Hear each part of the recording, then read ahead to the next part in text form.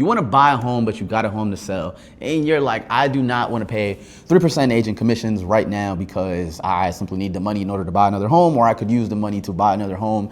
And right now, selling a home can be very expensive, and it's also a hassle. Well, guess what? If this is you, I've got something for you. And I've got the list and buy program, where basically what I'm doing is I'm listing homes for 1%. Doesn't mean that you get a 1% service. You still get a premium 3% service, but we're cutting you a deal and listing your home for 1% as long as you use us on the buy side. Now, we can guarantee savings on both sides. And this is simply an option that right now is available because the reality is that, look, times are tough. Homes are sitting on the market longer. They're hard to sell. People are negotiating prices left and right. So if you can use some of the savings and commissions to get you into a better home, or maybe that dream home that you want, but you're just, hey, look, this is what I can do, then I've got the solution for you. So if you guys have any more questions or you have any concerns regarding this 1% to buy on the other side, be sure to reach out to me. All my information is listed below, and I can give you the specific details on exactly how it works. We can still go over our listing program